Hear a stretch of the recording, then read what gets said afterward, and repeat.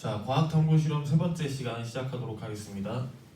저번 시간에 했던 연역적 탐구에 대해서 잠깐 복습을 하고 오늘 할 내용을 소개해 드릴게요. 자, 연역적 탐구가 뭐였냐면은 관찰 현상에 대한 문제를 인식하고 가설을 설정하여 실험을 통해 가설의 옳고 그름을 검증하는 탐구 방법입니다. 자, 과학이라는 것은 실험을 통해서 발견을 하고 그 발견의 내용에 대해서 토론을 해서 그게 왜 그런지를 생각해보고 그 왜 그런지에 대한 생각해서 나온 결론이 이론이라는 거고 그 이론을 또 검증하기 위해서 연역적 탐구를 하고 그 과정이 계속 반복입니다. 그래서 과학자들은 두 종류로 나눠요. 이제 현상이 왜 그런지를 그냥 머릿속으로 생각하는 이론적인 것을 발견해내는 과학자가 있고, 그 다음에 이론이 나왔으면 그 이론이 맞는지 안 맞는지 여러 가지 가설을 만들어서 그것을 검증하는 그런 과학자들이 있습니다. 근데 과학의 기초는 이런 탐구 과정, 가설을 검증하는 과정의 연속이었으므로 우리는 이 내용을 먼저 연습을 할 겁니다. 그리고 이 과목 자체가 이 연역적 탐구에 대해서 익숙해지고 이런 과학자들의 태도에 대해서 배우는 과목이기 때문에 1년 동안 요거 한다고 보시면 됩니다. 이걸 계속 가설을 설정해보고 탐구를 설계하고 이런 과정을 하는 겁니다. 자, 이거를 구체적으로 바라보면은 이론을 바탕으로, 자 여기 보면 이론이 나오죠. 이론을 바탕으로 하여 새로운 가설을 세우고 사실을 설명하는 과정이다. 자, 우리는 요거를 할 거예요. 새로운 가설을 하고 사실을 설명해보는 과정을 한번 해볼 겁니다. 자, 여기서 새로운 가설을 만들려면 먼저 현상에 대한 문제인식을 해야겠죠. 그 다음에 가설을 설정하는데 여기서 가장 중요한 건 뭐냐면은 창의성입니다. 창의성. 가설은 결론에 대한 하나의 미리 만들어 놓는 답이에요. 이 가설 설정은 이 모든 탐구 설계를 총칭하는 하나의 문장입니다. 즉 가설 설정은 이 탐구에 대한 설명이고, 가설 설정이 창의적이라는 것은 그 탐구 자체가 창의적이라는 거예요. 그게 무슨 말인지 이따 예시를 통해서 다시 설명해 줄게요. 자, 그 다음에 가설이 설정되었으면 이걸 검증하기 위한 탐구를 설계를 합니다. 대부분의 가설 설정은 대조군과 비교군하고 비교하는 군하고 비교하지 않는 실험군 이렇게 두 가지로 나뉘어서 그거를 설계를 하는데, 가설에는 하나의 조건이 있죠. 그 조건을 외에 다른 조건들을 다 통제하는 것, 그런 것들을 뭐라고 했습니까? 변이 통제라고 했죠. 여기서 가장 중요한 거는 변이 통제. 자, 변이 통제에서는 크게 두 가지입니다. 크게 두 가지. 먼저 잠시만요.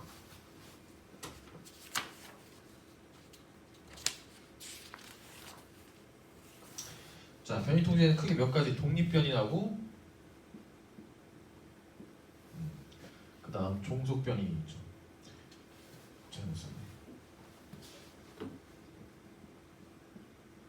그리고 이 독립변이는 또 두 가지로 나뉩니다. 뭐가 나뉩니까?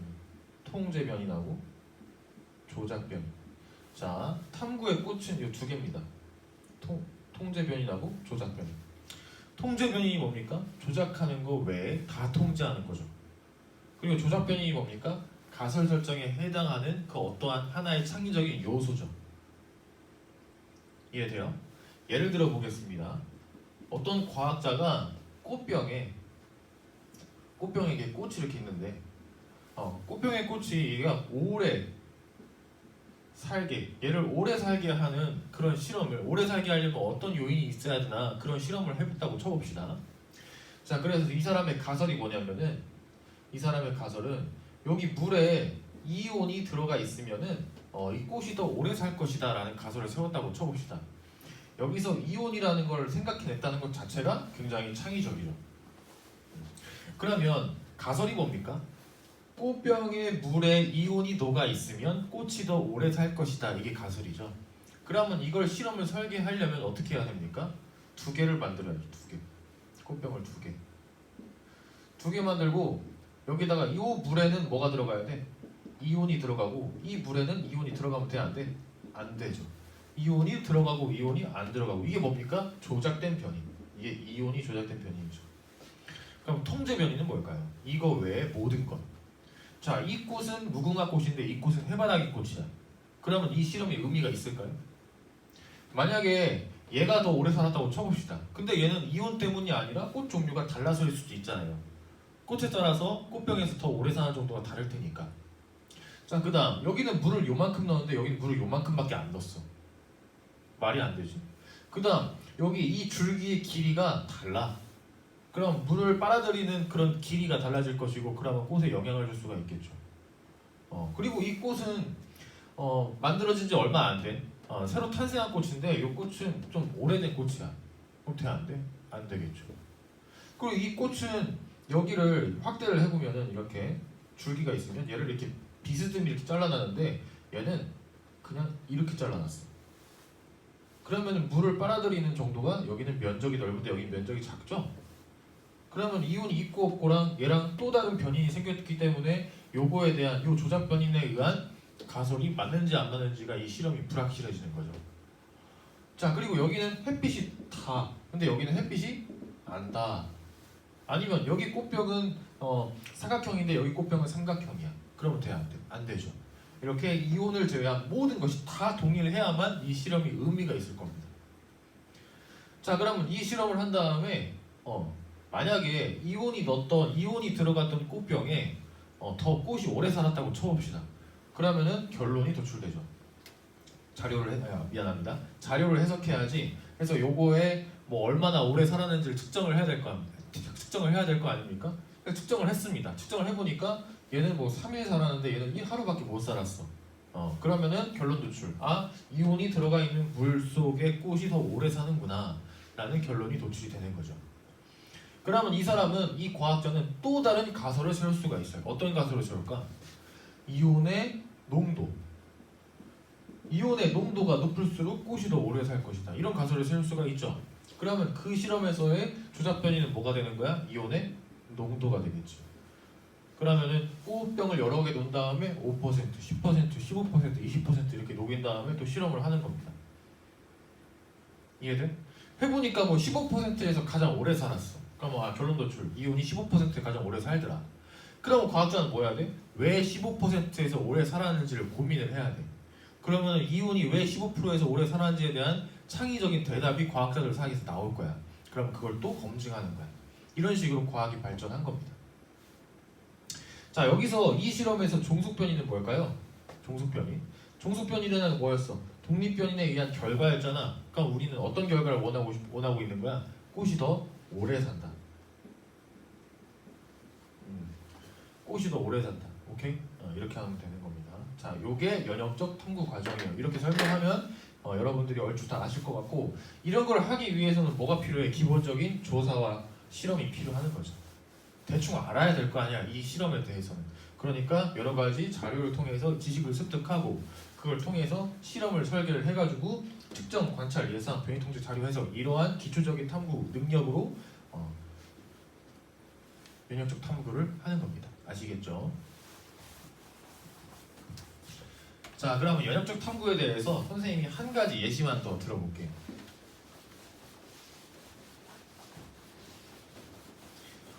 요거는 선생님이 옛날에 다른 학교에 있을 때 요런 비슷한 수업을 한 적이 있었는데, 그때 당시에 애들이 제가 이런 비슷한 면역적 탐구를 설계하는 수업을 한 3년간 했었는데, 해보면은 좀 창의적인 실험이 몇 개 나와요. 창의적인 실험. 그러면 훌륭한 실험 중에 하나, 선생님이 지금 생각나는 걸 하나 소개해 보겠습니다. 그러면서 면역적 탐구가 뭔지를 한번 또 알아볼게요. 자, 어떤 친구가 어떤 문제인식을 했냐면, 자동차 안에다가 자동차가 있는데 자동차 안에다가 아빠가 여기다 뭘 넣은 거냐? 숯을 넣은 거야. 숯 뭔지 알지? 나무 태워가지고 까만 그 나무 숯. 아빠한테 숯을 왜 넣냐고 하니까 뭘 제거하려고? 습기를 제거하려고 넣었대. 그 숯이 습기를 제거하는 건 모두 다 알죠. 대충 다 알 거야. 그래서 옷방에도 숯을 놓고 막 그러기도 하잖아요. 그러면 이걸 가지고 문제인식을 한 거야. 숯이 뭘 제거한다? 습기 제거하는데 효과가 있다. 근데 이건 다 우리가 이미 아는 지식이잖아, 그지? 그러면은 가설 설정을 숯이 있으면 습기가 제거될 것이다 라고 끝내버리면은 그냥 의미 있는 실험은 아니에요. 왜? 다 아는 거니까. 그죠? 여기에 뭐가 들어가야 된다고? 창의적인 생각 하나가 더 들어가야 된다고. 그래서 그 학생은 그 모둠들에서 그 학생들이 만든 가설이 뭐였냐면은 숯의 뭐가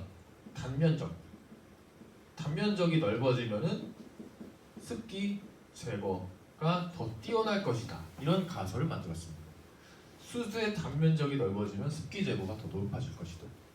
자, 단면적이라는 게 뭡니까? 자, 이렇게 네모가 있으면 이 네모에 이런 면들이 다 단면적이죠. 그러면 똑같은 물질의 단면적을 늘리면 어떻게 하면 될까? 이거를 쪼개면 됩니다. 쪼개면은 공기가 만나는 면들이 더 넓어졌잖아. 얘가 만든 가설이 이거야. 요게 뭐야? 요게 창의적 요소죠. 요게 번뜩이면은 좋은 실험이 되는 거야. 그리고 너네가 이걸 하면은 선생님이 생활기록부에 아주 의미 있게 써주겠지. 진짜 번뜩였다고. 요런 겁니다. 자, 그러면 이걸 가지고 탐구 설계를 해야 돼. 자, 그러면 얘가 탐구 설계를 어떻게 했는지 한번 봅시다. 탐구 설계를 어떻게 했냐면은 지퍼백이지. 지퍼백 3개를 가져와. 지퍼백이라고 하나 그 뭐라고 하지? 아무튼 그 딱 막으면 김치 넣는 통 같은 거 있잖아. 반찬통 같은 거. 밀패드. 그 다음에 여기다가 수술로.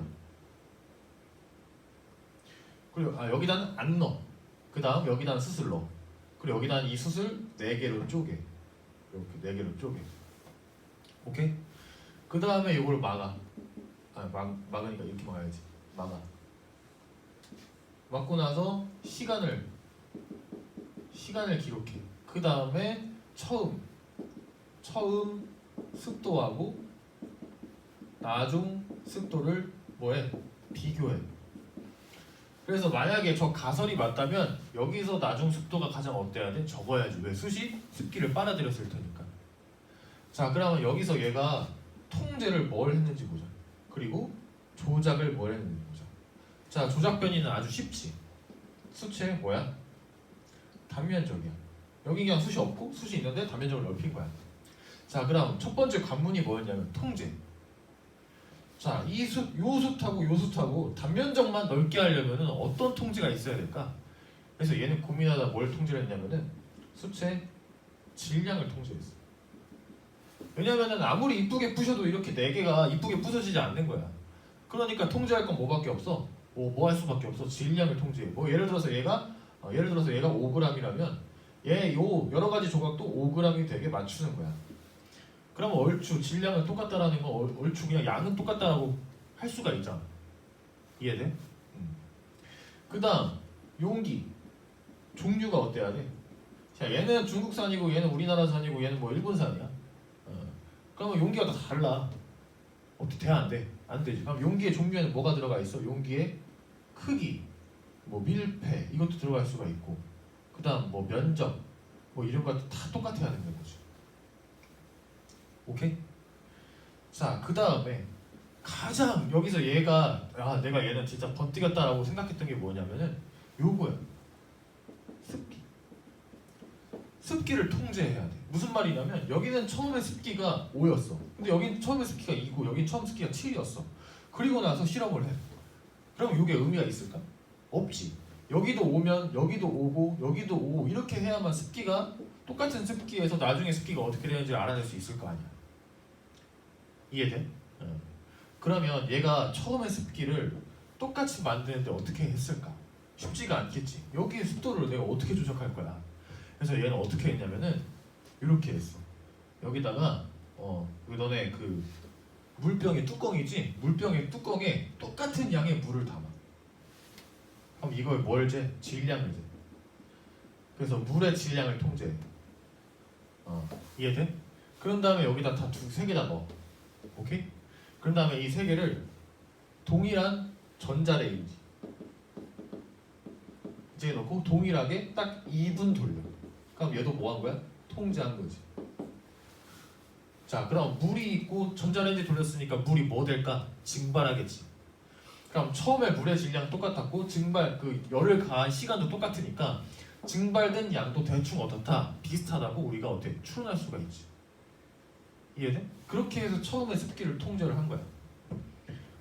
오케이? 그런 다음에 동일하게 빼서 같은 장소 여기선 같은 장소라는 건 당연히 뭐가 똑같아야 돼? 온도랑 일조량. 햇빛 다 차단하고 똑같은 온도에 어디 야 하나는 교실 안에 놓고 하나는 복도에 놓고 그럼 안 돼. 안 되지. 동일한 온도, 동일한 일조량, 같은 장소에 놓고서는 동일하게 시간을 준 거야. 통제면 또 뭐가 돼야 돼? 시간도 돼야지. 딱 3분 동안 내비둔 거야. 그런 다음에 이제 어떻게 나중 습도를 측정하는 거지. 학교에 습도를 측정하는 기구가 있었어. 우리 학교도 있어. 습도를 측정하는 기구로 여기다가 이렇게 연결해가지고 여기 안에 습도를 재는 거야.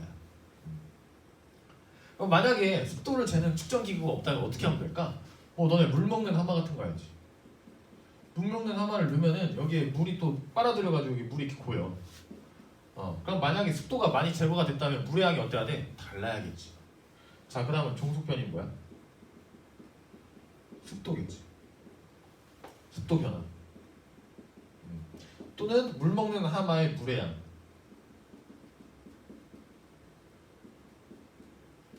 물 먹는 하마의 물의 양.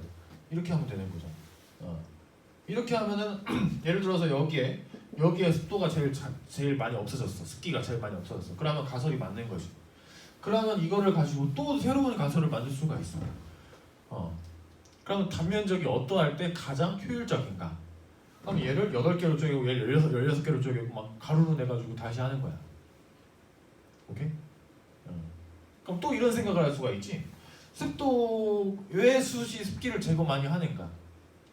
그럼 이런 생각을 할 수가 있어. 어떤 생각을 할 수 있냐면은 숯은 뭐야? 탄소야. 탄소 성분이 숯을 많이 제거할 거다. 그러면 가설 또 만들 수 있어. 탄소가 습기를 제거한다.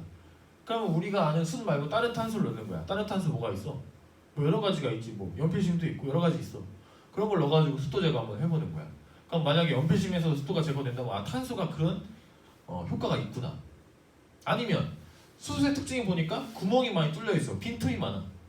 구멍이 많으면 그 구멍에 습기가 들어갈 것이다 하면은 또 다른 가설을 세울 수 있지. 숯이 아닌 다른 물질에 막 단면적을 구멍을 막 뚫어가지고 다공성적으로 만든 다음에 이 실험을 또 하는 거야. 그럼 왜 숯이 습기를 제거하는지 점점 그 이유에 대해서 접근을 하는 거지.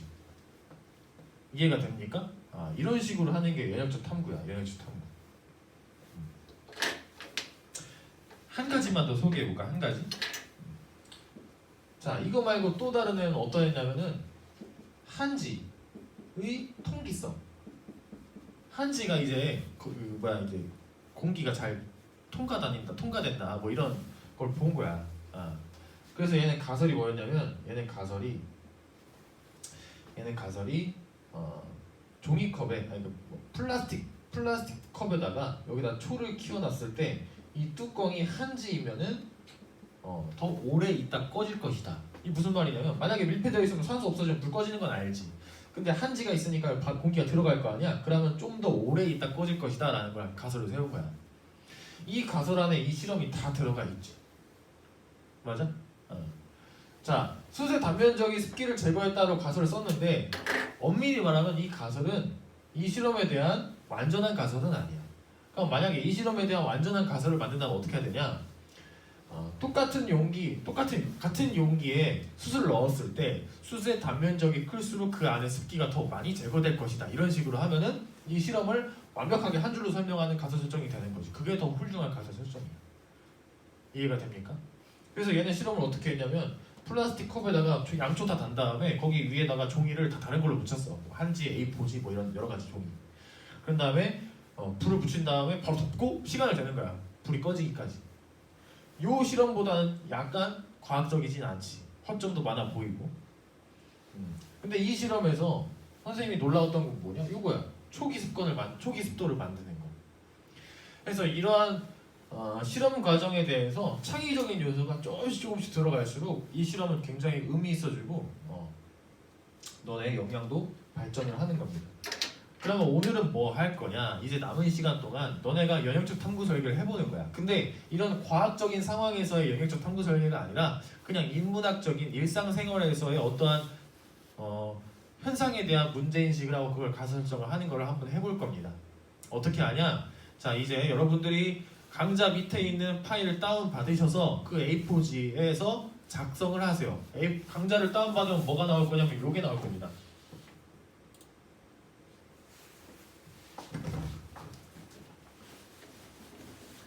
자 여기 선생님이 문제 상황을 써줬어. 다운받으면 요게 보일 거야. 다운받으면 요게 보일 겁니다. 점심시간 후 오후 첫 수업 시간에 집중도가 현저하게 떨어졌다. 집중도를 높이기 위한 방법을 찾으려 한다. 어떤 실험을 할 것인가 가설을 밝혀 연습답. 자, 우리 문제는 뭐냐면은 5교시에 집중도를 높이기 위한 방법을 찾으려 한다. 그러면 가설 설정이 뭐가 있을까? 뭐 점심시간 전 5분 전에 뭘 하고 한다. 뭐 이런 식으로.